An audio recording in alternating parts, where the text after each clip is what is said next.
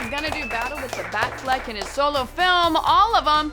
Find out what the story might be on Nerdist News.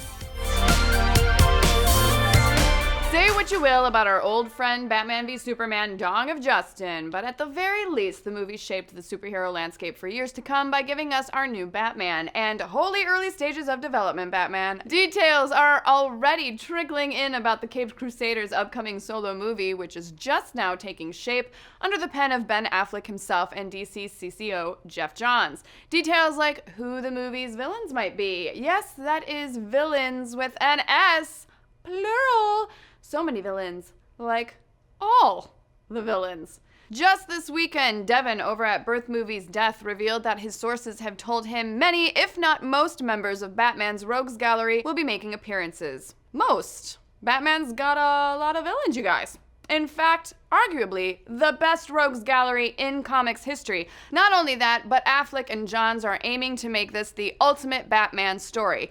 A tall, pointy-eared order to be sure. But it's not like they don't have an incredible, dense Bat history to cherry-pick from, so let's break down 6 of the best ultimate villain-packed Batman storylines that Batfleck and company could follow. Our first possibility is the infamous Batman arc Nightfall.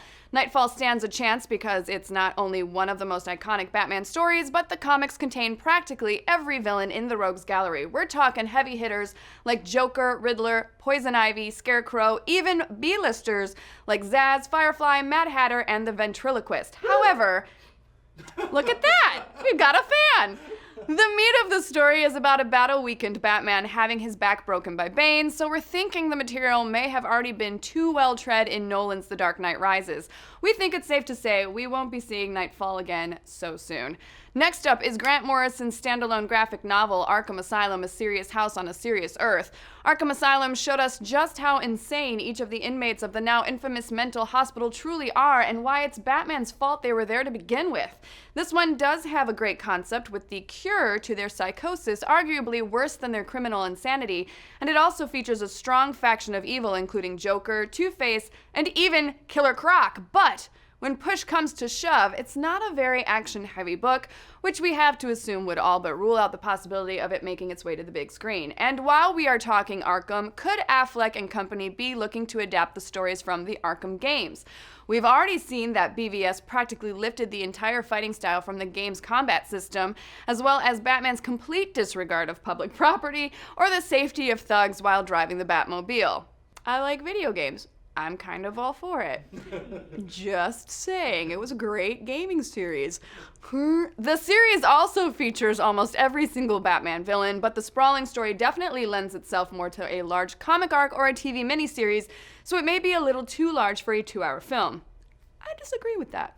On a different note, Jeff Loeb and Tim Sale's seminal series, The Long Halloween, is a definite plot contender. The 13-issue series explores the origins of Two-Face and a post-Year One Batman. The overall arc of the comics follows Batman tracking down a serial killer as he kills one person a month on a holiday. This is one aspect the previous Batman flicks have missed out on, the detective aspect of The Dark Knight. Long Halloween would be a great story to see on the big screen. Batman using his detective skills to stop a serial killer. However, because we did see bits and pieces of this during Christopher Nolan's The Dark Knight, specifically the gut-wrenching origins of Two-Face, the odds are low. Next up, Almost Got 'Em. Arguably one of the greatest episodes of Batman the Animated Series. The story follows Joker, Killer Croc, Poison Ivy, Penguin, and Two-Face as they recount their best attempts at almost killing Batman over a card game. The episode ends with Croc revealing himself to be Batman in disguise to find out where Harley has been keeping Catwoman. A Batman movie made up of 8 vignettes about the Caped Crusader's ability to defeat evil would be pretty awesome, but he barely speaks in it, so it might not be what director-writer-star Affleck would want to make. But if we had to put our money down on a single existing piece of Batman lore to adapt to screen, it would have to be Jeff Loeb and Jim Lee's Hush. It features just about every major villain in his Rogues Gallery and focuses on all kinds of Batman's history, as well as reintroducing his former Robin, Jason Todd, who has been dead for some 20 years. This also lines up with some rumors we have heard that old Robin 2 could be appearing at some point in the DCEU.